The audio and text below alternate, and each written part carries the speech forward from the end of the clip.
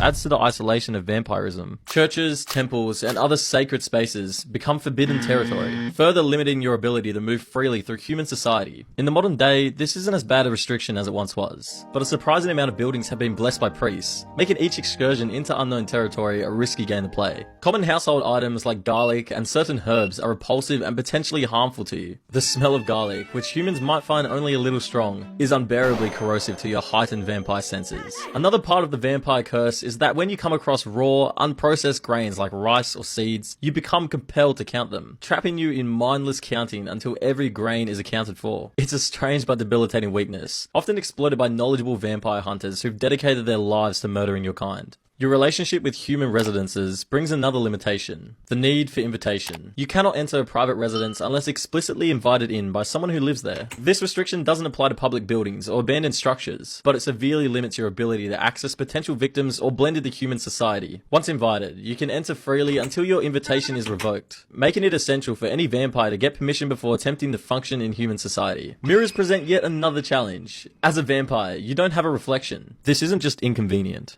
It's a constant reminder of your unnatural state. Your image does not appear in mirrors, photographs, or any reflective surface. One of the few ways to figure out what you look like is to have someone draw you, which is also far less likely in the modern world than what it would have been for the older vampires. These physical limitations are difficult enough, but the psychological and social aspects that come with being a vampire are equally challenging. The transition from human to vampire isn't just physical, it also fundamentally alters your mind and emotional responses. As the decades pass, your emotional range gradually shrinks. Strong emotions like love, empathy, and compassion become increasingly difficult to access, while predatory emotions like hunger and dominance intensify. This emotional transformation isn't immediate, but progresses slowly, meaning you'll still remember what it was like to feel human connection, even as it becomes increasingly foreign to you. Becoming a vampire changes the way you see people. Everyone around you turns into either a potential meal or a curiosity. Even those you once loved aren't just friends or family anymore.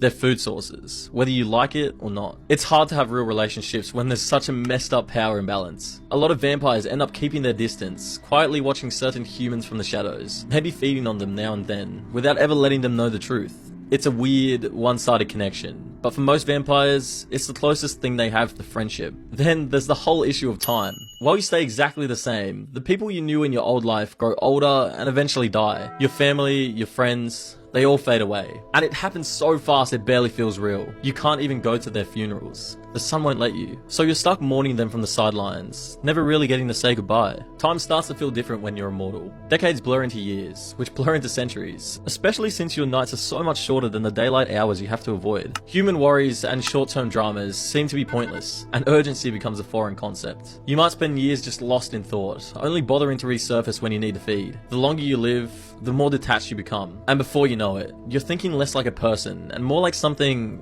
else. Your relationship with your maker adds another layer of complexity to your undead existence. In most vampire traditions, a maker has absolute authority over their fledgling, kind of like a parent-child relationship, but with a much darker twist. In the beginning, you have no choice but to obey them, and stepping out of line can mean serious consequences. That power dynamic doesn't fade either. Vampire society runs on strict hierarchies, where the older you are, the more power you hold. Younger vampires are expected to show respect, or suffer the consequences. Unlike humans, vampires aren't big on community. Most prefer to stick to themselves, or stay in small, controlled groups, usually just a maker and their offspring. When larger gatherings do happen, they're tense and dangerous. Too many predators in one place is a recipe for disaster. Some vampire, quote-unquote, courts do exist, but they function more like authoritarian regimes, where strict rules are brutally enforced to keep the chaos in check. The rules governing the creation of new vampires are particularly strict. Turning someone into a vampire isn't something you can just do on a whim. It's a big deal. Too many vampires mean more competition for food and a higher risk of humans catching on. And that's why most vampire societies have strict rules about it. If you turn someone without permission from the elders, you're not just in trouble,